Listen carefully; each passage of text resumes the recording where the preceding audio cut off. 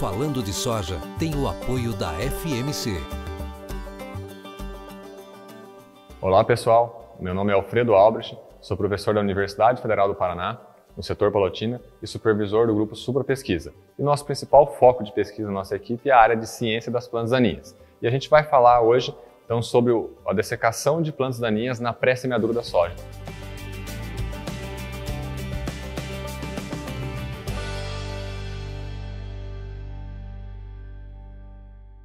Pensando na dessecação de plantas daninhas na pré-semeadura da soja, a gente tem que pensar, a primeira coisa que a gente diz, não deixar tudo para a última hora. Então não deixar para fazer todo aquele manejo daquelas plantas daninhas que às vezes já estão muito desenvolvidas, tudo na pré-semeadura da soja, ali próximo ao momento de semeadura. Pensar de acordo com as janelas que a gente vai ter de entre safra, com o manejo do sistema de produção que a gente tem, de fazer um manejo mais antecipado para na pré-semeadura da soja só fechar, fazer esse fechamento para poder entrar com a cultura no limpo, já num cenário mais favorável. Pensar na janela que a gente tem pós milho segunda safra, essa janela grande, até entrar a semeadura da soja, fazer já um manejo logo após a colheita do milho safrinha. Então colheu esse milho safrinha, a palhada deu aquela baixada, deu aquela sentada na palhada, se chover, melhor ainda se não choveu, já iniciar esse manejo, fazer esse manejo já proativo, tendo as plantas daninhas, e aí quando tiver lá depois de 30, 60 dias, depende da região, às vezes está 90 dias dependendo do ano, né? Quando a gente for entrar na próxima semeadura da soja, a gente faz esse manejo em pré-semeadura. Que é basicamente o quê? A gente vai pensar, às vezes, num produto de contato e aí já, junto com esse produto de contato, colocar um pré-emergente, por exemplo. E aí, quando a gente pensa no outro sistema, o sistema de culturas de inverno, a gente vai colher essas culturas de inverno muito próximas à semeadura da soja, às vezes não tem nem janela, já colhe e semeia atrás. Pensar ali 1, 2 semanas entre a colheita do trigo ou do cereal de inverno até a semeadura da soja seria o ideal. Por quê? Daí as plantas daninhas estariam saindo debaixo dessa palha desse trigo, ou alguma que foi cortada estaria rebrotando, e essa rebrota a gente consegue pegar, controlar ela antes de iniciar a semeadura da soja. Pensando na dessecação das plantas daninhas em pré-semeadura da soja, uma das coisas que nos preocupam muito é a resistência das plantas daninhas aos herbicidas. Então, a cada ano a gente vê esse aumento de casos de resistência de plantas daninhas aos herbicidas, né? Então, quanto mais a gente aplica o mesmo produto várias vezes por ano, por vários anos, a gente vai basicamente matar os mais fracos, deixar os mais fortes. Então é isso que acontece nessa pressão de seleção, quando a gente usa sempre o mesmo produto, aquela questão de novo, o mais do mesmo. Então a importância de rotacionar, a importância de se usar pré-emergente, que a gente comentou agora há pouco, né, na pré-semeadura ali, é muito comum e é muito recomendável que se faça isso. E aí não é só a resistência em si, né, seguindo para um próximo ponto, a questão do ambiente em si, o ambiente de aplicação versus a agressividade das plantas daninhas. Mas o ambiente também, em muitas situações, não permite a gente ter um controle muito eficiente das plantas daninhas. Então, às vezes, resumindo, a gente está lá no campo, não tem um bom controle, pode ser que seja resistência, mas pode ser que seja alguma falha na aplicação, algum problema na aplicação. Uma umidade relativa do ar muito baixa, vento, solo muito seco, assim por diante, isso atrapalha o controle dessas plantas daninhas. Às vezes a gente olha no campo, acha, não teve o controle, põe tudo a culpa na resistência, né? Sempre resistência. Não é bem assim, a resistência é um problema sério, existe, nos incomoda muito, só que também a gente tem que olhar para o ambiente de aplicação. Às vezes esse ambiente não está muito adequado. Então por isso que a gente fala do ambiente versus a agressividade dessas plantas daninhas. Então às vezes pegar uma condição desfavorável de aplicação, um ambiente desfavorável, a gente não tem um bom controle. Nesse ano teve geada, nas regiões mais frias do país, a geada deixa a planta estressada e mais difícil de ser controlada, então a gente tem que pensar nisso. Ou seca, que é muito comum, esse período entre safra ter seca.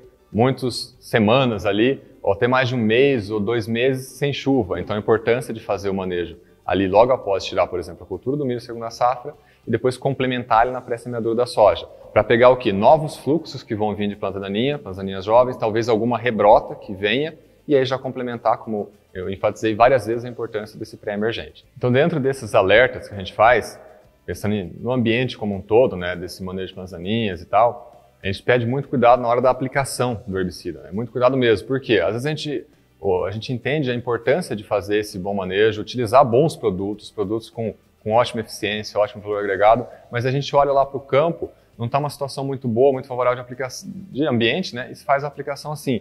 E às vezes ainda um outro problema que a gente vê crescendo muito recentemente, né? A gente vê com preocupação, baixar muito o volume de cauda, usar volumes de cauda muito baixo. Então a gente tem que não que não possa fazer isso. Sim, dá para fazer. Só que tem que tomar muito cuidado com o ambiente. Porque quanto mais a gente baixa o volume de cauda, mais sujeito a riscos a gente está. Então, quanto menor o volume de cauda que a gente usa lá em litros por hectare, que a gente vai estar usando, mais risco a gente está assumindo, ou seja, condições ambientais favoráveis, o risco de perda de produto, de perda de eficiência vai ser maior. Quando a gente reduz muito o volume de cauda, pensar em produtos com efeito pós-emergente, né, a gente tem que pensar que ele vai ter que ter contato com a folha da planta.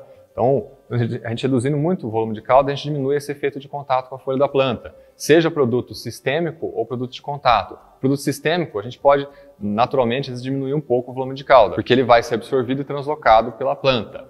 A gente reduzir muito o volume de cauda, colocar gota muito fina, pode ter problema de deriva, a volatilização pode aumentar e assim por diante. Produtos de contato, o volume tem que ser maior para dar mais contato com a folha. O próprio pré-emergente, que vai ter que o alvo dele daí é o solo, né? Você vai aplicar ele tem que atingir lá, então tem que ter um volume de cauda bom. Mas é muito importante a gente pensar nisso, que no passado a gente cometia alguns erros com questão de volume de cauda. E hoje, com novos equipamentos, novas tecnologias, às vezes a gente repete os mesmos erros por baixar muito o volume em condições ambientais não tão favoráveis e aí a gente perde a eficiência toda da aplicação. Mas é um detalhe importante, né? A importância de lavagem de tanque quando a gente termina a dessecação. Essa dessecação em pré-semeadura da soja. Às vezes a gente termina de fazer a dessecação lá, independente do produto que vai estar usando, né? Produto de contato junto com o pré-emergente e tal, e aí depois vai fazer a aplicação dentro da soja, assim que essa soja, né, emergir e começar a crescer. E aí, se não é feita uma boa lavagem, alguns produtos ficam muito incrustados, ficam ali grudados na parede do tanque, nos filtros do pulverizador. E a hora que a gente vai aplicar o glifosato lá em pós-emergência, ele ajuda até a soltar esse produto,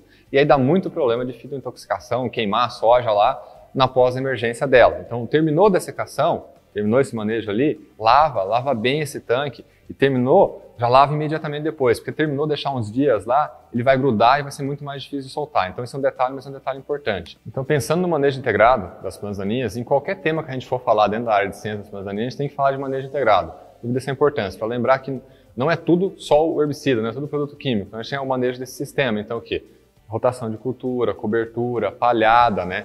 Diminuir as perdas, né? Ter esse uso mais consciente dos herbicidas, diminuir a perda de produtividade nas culturas e aí a gente poder entrar com a cultura no limpo, entrar com ela no limpo para a gente poder tirá-la no limpo e ficar esse sistema mais favorável. Resumindo, a gente destaca o bom uso dessas tecnologias, das ferramentas que a gente tem em mãos no momento, né, para ter um bom controle dessas plantas daninhas. A gente não vai ter soluções mágicas nos próximos anos, né, tem que saber utilizar bem o que a gente tem, fazer um bom uso disso, voltar a utilizar mais o pré-emergente, que a gente enfatizou em vários momentos isso, que é algo extremamente importante, né.